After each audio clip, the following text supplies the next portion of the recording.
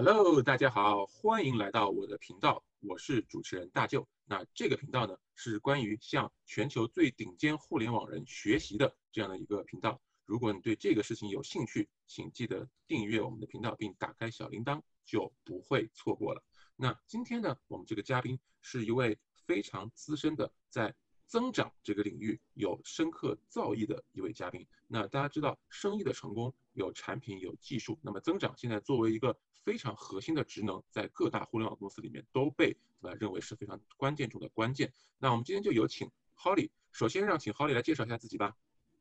大家好，非常感谢大舅啊，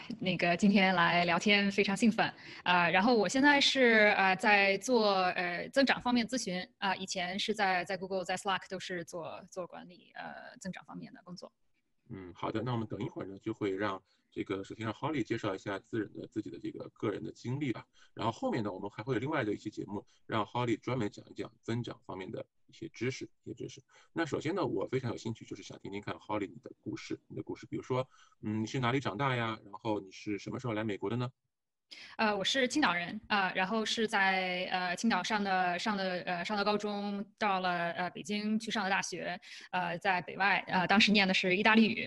给我打断一后来下，你也是青岛二中的吗？对啊。真的，小英也是啊。然后我认识好多二中的呢，我们志愿者群还有二中的同学，哇，你们这个同学是吧？真优秀。你接着说。对对对，二中是不错。对我觉得我们高中班的同学基本上就是都是牛人，对，现在也都是各行各业经营是我学习的榜样。好，你就说你到北外学习对。意大利语啊。嗯。对，就是学的是意大利语的专业，然后毕业了之后，我是来美国留学，当时是学的是欧洲研究，在George Washington，然后明白。上学期间是修了很多这种 business 的课，然嗯。后后来转到商科。哎，其实我们的这个观众里面，很多人可能是学计算机啊、学理工科出身的，来进入到互联网这个行业。那你呢，是从意大利语这样的很文科的专业进来。首先，你当时是为什么选择意大利语？然后后来你进入到互联网这个行业，你会觉得这是一个阴差阳错呢，还是说你后来改变了你自己的这个对职业和个人发展的想法？对，其实就是当时上北外也没有特别的怎么一个职业的规划，就觉得上学的时候比较喜欢英文，然后也是就是听各种各样的节目啊，就觉得语言挺有意思了。当时想学的其实是什么心理学啊、社会学啊、人类学啊这方面，就是比较社科的东西，自己是比较感兴趣。后来北外来那个提前招生，小语种招生，然后就是保送到了北外，觉得也还挺好，就是因为意大利它毕竟是一个文明古国嘛，然后有很长时间的历史，对欧洲文明影响也非常大，意大利语也比较好听，所以就是就选择了这个专业。你现在还能讲意大利语吗？就这么多年过去了。还可以，真的啊。还可以。哎呦，厉害厉害。好的，那这里面就有一个你从文科转成商科的过程，因为我知道你后来进入到管理咨询嘛，那这个转容易吗？这个转其实也是经历了一些转变的吧。我当时上master 的时候，其实是修了不少我们 MBA 的课，因为我们学校其实是蛮flexible 的，基本上有一半的课程我是修的是accounting finance，然后 negotiation，stats 就是 statistics 这种比较商科的过程，是比较商科的课，也是自己比较感兴趣。当时其实没有特别的说一定要学，要去商科，也做了很多 internship，当时是在美国外交家协会，在美国商会，然后联合国，还有就是跟World Bank 做的，就是跟世界银行也做了一些项目，就是试了很多不同的 internship，因为自嗯。己兴趣也比较广。后来有一个 internship 是在科尔尼做的，AT Kearney，是一家那个 management consulting 的一个公司。我当时去的那个 division，他们是叫 Global Business Policy Council，是专门给CEO 啊，然后还有那个 government 这些人做战略层面的咨询，都是比较 C level 的咨询，就觉得挺有意思的。后来就想做咨询了。所以说对于现在还在学生阶段的这些读者来说，他们想要知道或自己想要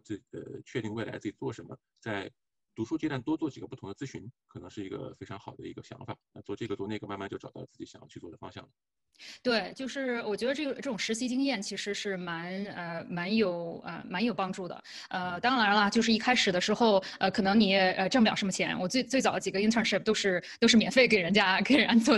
做实习，但是学到了很多，比如说在美国，他们的做事的方式啊，然后组织的架构啊，还有自己做的这些事情到底是不是以后自己特别喜欢做的，这是一个很好的 input 和 signal。另外我发现就是你做的很多事情跟你的当时的位置也有关系，因为你是去的 George Washington 大学读的书，而在华盛顿地区的话，就有很多跟政府相关的一些事情可以做。那不仅仅是政府的管理本身，还有围绕着政府的咨询公司，对吧？它的客户可能是一些政府部门等等。其实这个也使得，就至少你在尝试不同实习方面，你有不同的角度去做实习，到最后觉得啊，那做了这个咨询以后，觉得还是挺开心的。对对，我就是记得比较喜欢做的就是在美国商会，是给他们那个Head of Asia Department，做他一些在美国国会山他那个 Congress 的一些他的一些就是报告啊，然后听证会啊，给他写那些稿子，或者说做 research，所以就是很多做的东西也都是跟美国和中国之间的这种 trade 有关系的东西，其实还是蛮有兴趣，就是蛮高兴做这些东西的。好的，那接下来就说，哎，你虽然是以前是读语言学，然后呢转到商业之后，那很多人觉得那我就进入咨询就好了嘛，那咨询也是一个非常好的专业，像 AT Kearney 啊等等之类的。后来是怎么又进入到互联网行业做产品和营销的呢？对，就是我毕业了之后呢，是去的Deloitte Consulting，是在纽约的那个德勤咨询。我还是比较幸运的，因为跟我做的这个 team，他是这些 partner 还有就是 senior manager 都是从就是哈佛商学院 HBS 他们那支过来的，都是Clay Christensen。Clay Christensen 他是就是哈佛商学院的一个教授，他就是创建的这种颠覆性创新这个概念。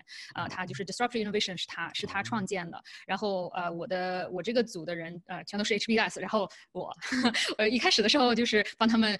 做一些比如说 proposal 啊，帮忙。后来就是进入这个组了之后，做的其实还都是比较战略层面的东西，就是比如说给 Fortune 500 company 做比如说5年的规划，或者说他认识到了市场上有什么比较有颠覆性的新产品对他的主线的业务有影响的时候，他也会去看我们自己内部应该怎么创新，所以做的还都是比较前沿的一些就是产品经理的一些工作。我是比较喜欢这种就是从零到一，或者说就是从无到有的这么一个状态。因为有很多比较有 creativity 的东西，就是比较创新的东西，我比较喜欢。需要自己就是 figure it out 这种东西。然后在咨询做了3年多了之后，就比较想看一下比较 hands on 的一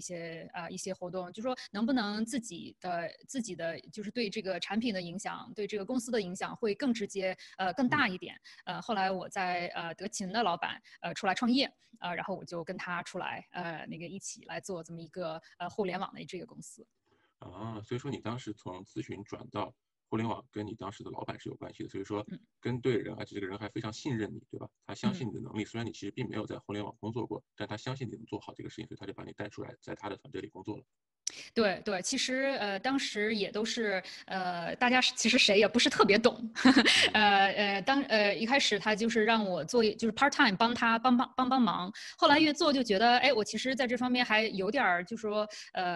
有点灵性，就是觉得哎我们需要的东西其实不光是他一开始让我帮忙的那块儿，其实有很多可以做的，比如说我们这公司我去的时候只有4个人，就是全都是初创团队，我们也并没有就是 product people，也没有人管理这个产品，主要都是科技，就是 engineering。后来我们应该怎么认识到这些我们的客户是谁，我们要做什么样的产品，然后他 care 的是什么东西，然后这个 product roadmap 应该怎么做，应该怎么跟 engineering 和 design 来做，这块是没有的。然后我的老板其实他们2个 founder 都是比较偏 business development 因为都是 HBS 毕业的，所以就是在那个 alliance 这种biz dev 这方面非常非常强，但是在产品管理和 marketing 这块就比较缺，所以我基本上就算是就是补上了他们这个比较需要的一块儿，开始做产品，后来基本上我们的产品团队、营销团队、engineer 和 design 都是我来做。一个是你们当时做的是个什么产品啊？我们当时做的是一个化妆品的推荐平台，就比如说世界上，就是其实咱们市场上有几十万的这种化妆品、护肤品，我们主要是做护肤品，就是其实很多品牌它要价很高，但是你真正看它里面的 ingredients， 就是产品的成分，其实也没有什么特别大的区别，真正说用在每一个人的皮肤上，你说500块钱的跟100块钱的到底有多大区别？其实不一定是就是linear 的这种 proportional 的这个是的，我有听女性朋友跟我说过，说在不同的渠道和不同的品牌的这个护肤品里面，成分一模一样的东西可以卖到10倍的差价。对，其实有很多都是品牌方面的。比如说有些医院从 clinic 渠道走，它可以卖到很贵，虽然是一样的东西。对，然后这是一点，然后另外一点就是每个人的皮肤它的肤质也不一样，不同的 ingredient 对你的皮肤的这种 impact 也不一样，所以就说能不能有一种用 machine learning 的这个一个技术的来解决这个问题，然后根据你 unique 的这种 profile， 还有你对各个产品的这种 reaction 来给你做个性的推荐。明白了，所以就是这个概念真的是挺好的，就有点像现在这个什么 stitch fix 这种意思，就是说根据你的需求，对，给你定制你需要的护肤产品等等，这样对不对？我早知道我用这个，我就不会有这么多坑了，对不对？好，anyway， 好，回到这个我们自己的这个内容哈。那你后来首先从咨询转到产品和营销，我理解这一步呢，主要是一个是大老板 carry， 对吧？再一个呢，就是你也是一个。你以前虽然是咨询，但你更多做的是比如企业级的东西，不是说的具体产品的营销啊或者什么。这个你等于是自学嘛，自学 hands on， 然后靠自己的灵性成为一个野生的产品经理和营销，这样一个学习的过程嘛。我觉得其实咨询是打下了一个很好的基础，因为咨询这个东西它要求的基本的skill set， 其实一个是 research， 能把各方面的信息和 data 来process， 然后 develop insights， 然后其次呢就是一个 communication 的过程，就是跟各方面就是 department 和各方面不同的人打交道的一个过程，然后就是最后一点就是对这个 industry 的一个理解，就说这个industry 它到底发展了到了一个什么程度，需不需要我们做的这个东西，还有我们的 consumer 到底需不需要这个产品，其实它的 fundamental skills 跟做产品做营销的 fundamental skill 是非常相通的。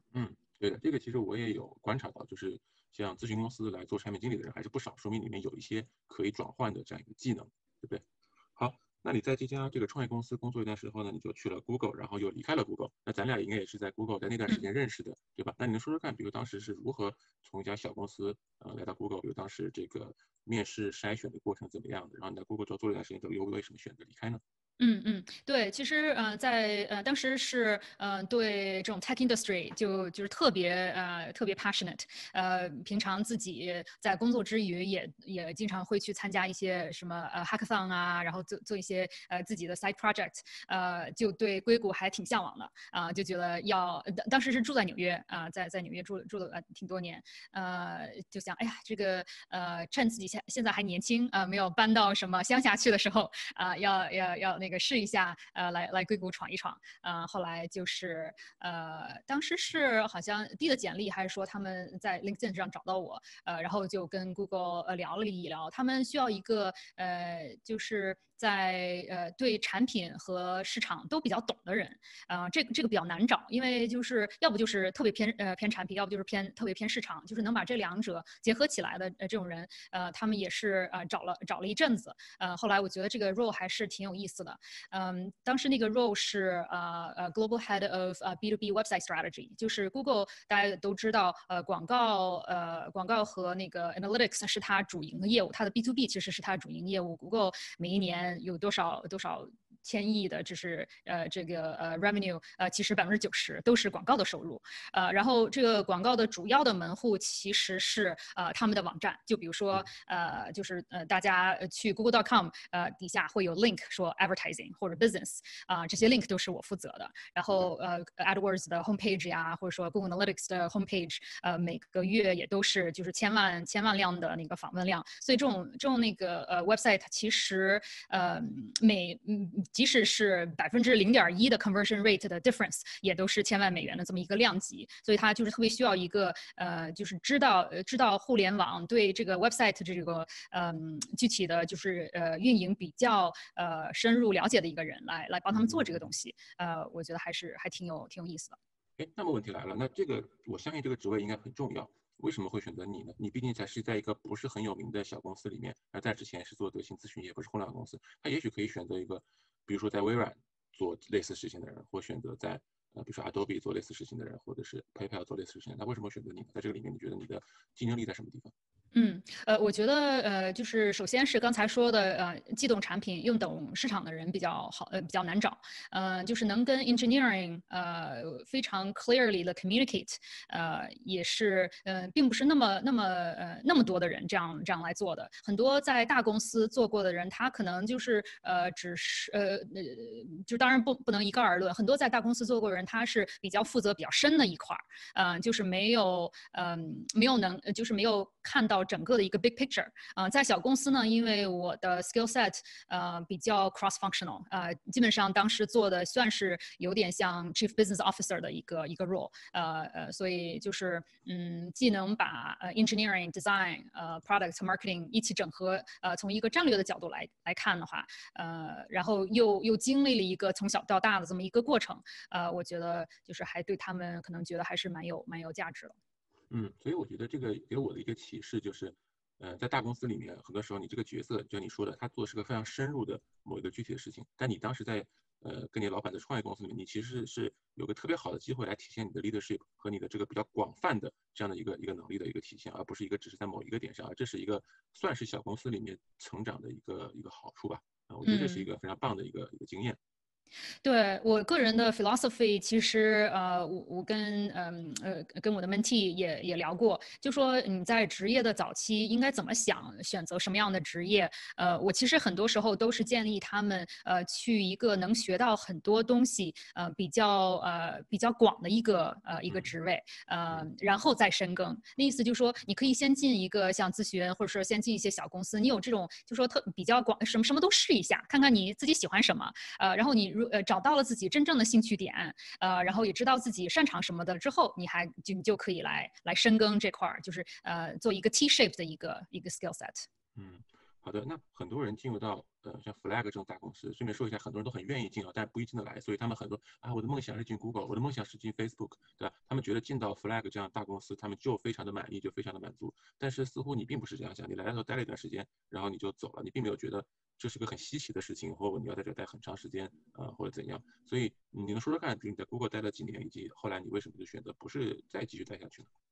我在 Google 待了4年，其实也不短了。那个在 Google 有两个 role， 第一个 role 就是这个Head of B2B website， 然后第二个 role 是Head of Growth for Google e-commerce。就说当时其实Google 大家也都知道是一个大公司，做 ads 这块呢，就是每个人都要做一阵子，就是有 scale，但是其实很多有意思的 project 还是一些比较初创的新的 project。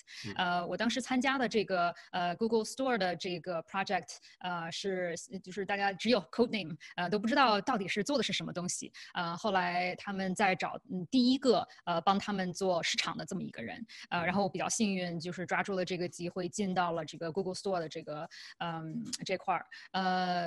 在 Google Store 基本上就创建，它当时只是一个 idea，后来呢，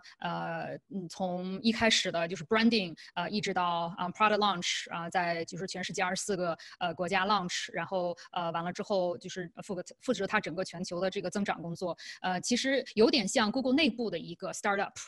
我比较 enjoy 这个过程，也是做到了就是hundreds millions of revenue。在 Google 做了4年了之后，就觉得其实当时是一个住在三藩，然后去山景城，就是 commute 的时间比较长，后来觉得想看一下在三藩的机会，然后也能在一些比较高速增长的公司吧，学到一些东西。所以说，我觉得你更多的是考虑的是学习的这样的一个过程嘛，就是不是说很稀奇，就是我要在 Google 继续做下去，而是如果有高速市场的公司，你也非常愿意去加入他们，这样你可以学到更多东西。然后我顺便解释一下对观众，就是 Google Store 是什么？就 Google Store 是Google 的，我理解为是自营产品的一个直销的一个电子商务网站吧，对吧？就是而且是 Google 里面非常少有的 direct to consumer 的产品，就是 Google 不太有经常自己有一个渠道把自己产品直接卖给消费者，这种非常少。那这个我觉得也是Holly 蛮好的一个体验，在这个 Google 这么大平台里面有这么一个机会去从零到一去建立它。对，就是Google 是一个软件公司，它其实没有特别多的这种电商和就是直销的这么一个经验，所以我们这个团队也都是像 startup 一样，就是从零到有的做出来了。Google 它其实做到它这个规模了之后，它知道虽然就是可以继续卖广告，但是这个广告它推出的平台是什么，都是这种 hardware。我们说的就像就是phone or tablet or Google Home or Android Wear 手表。然后这块就是还有 Nest， 比如说 Smart Home， 其实都是未来发展的一个方向。它是把这些就是 disparate 的这些products and activity 都 consolidate 起来。跟 Google 很核心的部门，就比如说像Android 或者 Chrome，或者刚刚买的那个 Nest，这些都是比较核心的Google 的部门，也是就是跟 Google 未来的发展非常紧要的一些部门。所以就是在我 Google 做的这个 vantage point 吧，就是这个点上能接触到一大半的就是 Google 的核心部门，所以还是蛮幸运的。蛮幸运的。那后来去 Slack 是怎样的一个事情，以及你为什么在 Slack 有很好的一个职业发展？我知道你后来在 Slack 已经成为就算是比较高管的一个职位了，就你当时是怎么做到的呢？Slack 这个机会当时是不想去特别小的公司，因为做过了，然后也不想去像Facebook 这种就是比较大的公司，因为也做过了，就想做一个就是比较算是独角兽，然后发展又比较快的公司。然后聊过之后就特别喜欢 Slack 的这个公司的culture，就是见的人就比较喜欢。当时 Slack 也是增长的比较快，大家也都知道它是就是历史上发展最快的 SaaS 公司。所以呢，觉得这个公司比较 unique 的一点就是它虽然是一个 to B 的一个 product，但是它从增长方面呢，在我去之前基本上都是靠 word of mouth， 都没有做什么市场方面的那个东西。然后他想找的一个人呢，就是能把它 take it to the next level of growth。我去了之后，主要是负责他们的performance marketing 和就是先是负责广告方面的增长，就是也都是几千万美元的预算吧，就是也是从小到大做起来的。因为一开始我们的 leadership 也不是特别知道说我们应该到底花多少钱，或者说这个就是真正说打广告的话，我们的 value 是什么？我的 ROI 是什么？我们应该怎么 measure 这些marketing 的东西？所以我过去把它这个体系建起来，把这个团队建起来，把它的data infrastructure 建起来，还是蛮有意思的一个过程。那你后来在这个里面有非常好的发展吧？你觉得当时主要是一个什么样的契机呢？我觉得一个是比较幸运的去了一个 rocket ship，就有点像Sheryl Sandberg，刚刚开始去 Google 的那感觉差不多，就是这个公司它本身这个产品比较好，大家比较喜欢用，然后在它公司发展比较快的这个情况下，自己能够 adapt，能够适应基本上我们每6个月都会有一个新的那个 North Star metric，然后也都会不断的招人，不断的扩大我们的 budget，所以自我学习自我调整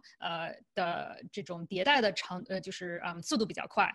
自己成长的也比较快。所以说算是一方面，公司你选择了一个非常好的一个 ship 吧，对吧？第二类方面呢，你进到这个船上之后呢，你自己跟人还一起学习，所以你进去的时候一开始只管这个相当于是搜索引擎营销啊、广告营销这一块，然后你离开的时候，你是当时是一个什么样的一个职位做选择离开的？对，我离开的时候是Global Head of Digital Marketing，就是专门负责就是增长的这一块儿。其实也是经历了我们可以说差不多4个主要阶段吧。第一个阶段就是你刚才说的，就是比较bottoms of the funnel 的一些东西。然后后来就是扩大到也做品牌方面的营销brand digital。然后后来又增加到做 retention 和 monetization，就是用各种 marketing channel 来 retain users and activate users。后来就是到最后也是从一开始 focus 主要在就是 SMB 小客户一直到那个大企业客户这整个的这么一个流程。所以基本上每6个月自己的 scope 都会大1倍。还是就是学到不少东西吧。不错不错。那后来呢？我知道你后来就决定离开像 Slack 这样的公司。我的理解是你现在基本属于离开职场，而是属于自己创业或者是自己做一个自由职业的这样一个状态。这又是一个为什么一个这样的考量呢？其实我发现啊，就是说当时Slack 上市了之后，我们很多同事都选择离开。因为就觉得其实在 Slack 我做了3年，还是算是一个比较一直在冲刺的一个状态。然后上市了之后就说也想给自己放一个假。同时呢我发现我在美国工作了这么多年，也是10几年吧。在每个工作之间都没有休息过1天。就说比如说我从纽约搬到硅谷，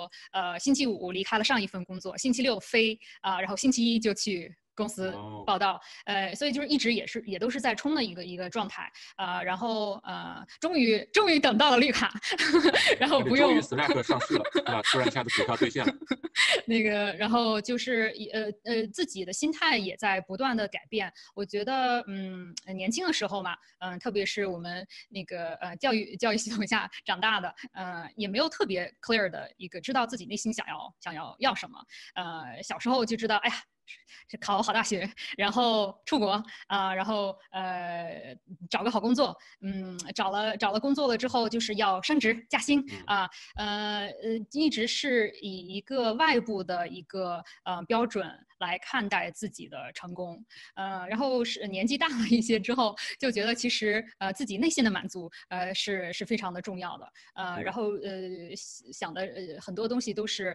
能怎么把自己的自我价值要实现。所以说你现在在干什么嘞？我现在是在给高速发展的科技产品做增长战略方面的咨询。然后自己也做一些天使投资。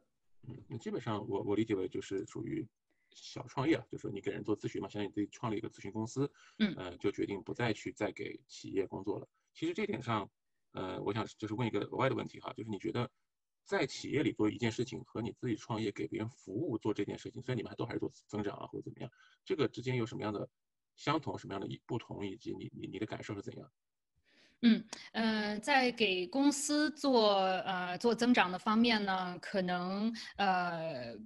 会钻的比较深，就是会比较hands on一些。然后也有很多 people management team management 方面的东西。我觉得特别是你做到比较高管的一个程度，大部分时间都是在 cross functional 的 relationship building influence communication。然后如果是做自己做 advisor 的时候呢，具体的这种战略方面的东西还是这种 content 这种 core 的 content 做的还是比较多的。就是你每天打交道的人也不太一样。全职的时候可能就是主要是跟 cross functional 人打交道，然后跟公司的大老板只是汇报一下。然后如果是做 advisor 的时候呢，主要是跟公司的就是CEO 或者说 COO、CMO 这样的人来直接这样的工作。然后你看到的东西也是比较战略方面的。对这个公司它具体的 impact也都是比较 exponential 的。最后一点就是可能从自己心态上也有变化。以前觉得哇每个季度都要背指标然后一直在往前冲，然后现在主要是一个就是 advisor 的这么一种这种心态，然后来帮助别人的一种心态。我觉得我这个人比较喜欢这种就是帮助别人时候的这种带来的满足感。其实我觉得呢，就是从你这个感觉来说，你肯定是做这方面做的非常，那这是比较舒服的嘛。但是说，比如某一个人，我是一个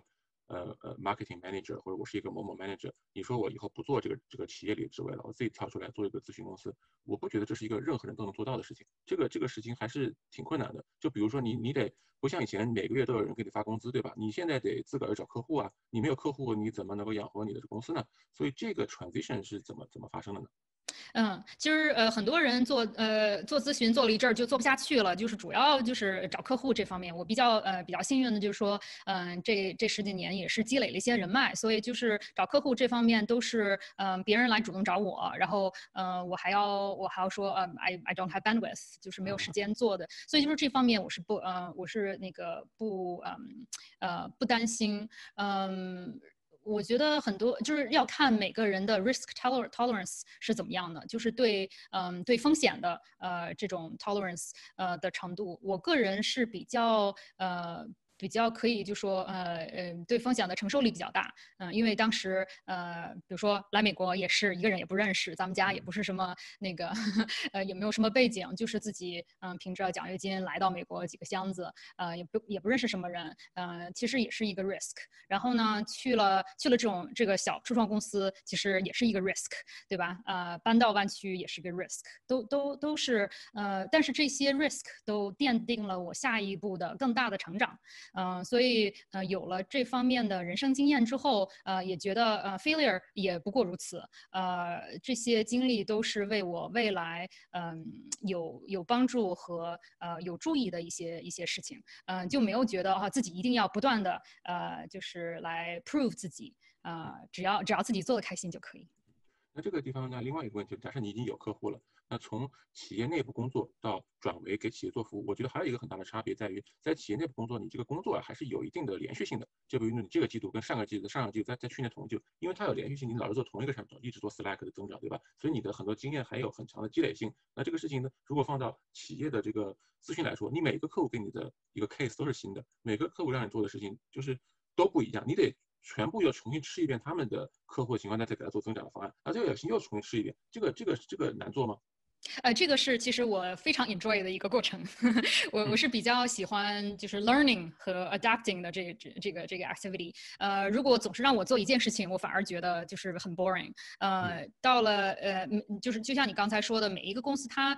当然都有相通性，但是也有很多不一样的地方。你是怎么能把这个方法论能 apply 到不同公司的情况下？有的时候对这种产品或者他们这个发展阶段这样的方法会更有益处，vice versa。这个就是要看自己的判断力，要看你的分析的能力，要看你对这个 organization 的 sensitivity，然后还有对这个 leadership team 它能有多快的 adapt 这些就是不光是就是 hard factors， 还有 soft factors， 所以就是要综合来看。其实这个是非常有挑战的一件事情。你每天遇到的东西也不一样，这种 diversity and the speed of learning，这个是非常非常 exciting 的一件事情。好的。那最后问你一个问题，那你在给不同的客户的咨询中，你是每个客户都专门就是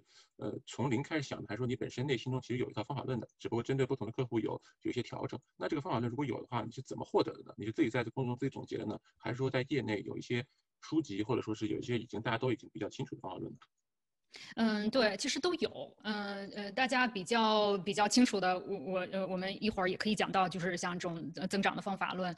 从2007年一直到现在，有一些最基本的大的框架，但是这个增长这个东西它是不断的在变化的。然后每一个公司、每个行业、每一个 stage，它的增长的就是区别又很大。很多时候，即使是这些 factor 都一样，但是一些 soft factor 不一样，你的增长的那个 tactic 也不一样。所以所以这个方法论是让你最早的时候有一个 starting point，真正说做起来的时候，还是要看它具体的factor 来做。这也是一个就是比较 creative 的一个过程。明白。哎，好，我们今天的节目呢就快到这个，我稍微总结一下，以我对今天 Holly 的这个故事的一个体会哈。首先，Holly 是从家乡青岛去北京念书，他学的是语言，但是到美国来之后呢，他读硕士的时候呢，学的是文科，但是又做了很多的这个实习，于是进入到咨询行业，于是又跟着呢自己的老板创业，然后于此呢就进入到一个小公司里面做产品和营销。因为有这样的一个经验，进入到大公司，在 Google 里面在做营销方面、增长方面的一个经验。后来呢，又到 Slack 进入到一个快速发展的公司，最后呢，把这些自己的各种各样的知识，全部都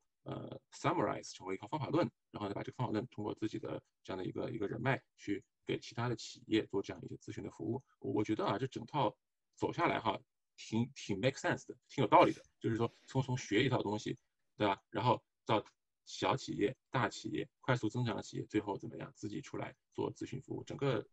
听上去非常的顺。我觉得这个一定会给我们观众很多人有一些启发，就一个人的职业发展可以有哪些种可能性。所以我觉得这是一个非常丰富又非常成功的一个事情。那如果大家觉得这期节目对你有帮助的话，请记得给我们节目点一个赞，怎么样就可以让支持我们的这个频道，并且呢让更多的人通过推荐系统的算法呢来怎么样看到我们的节目。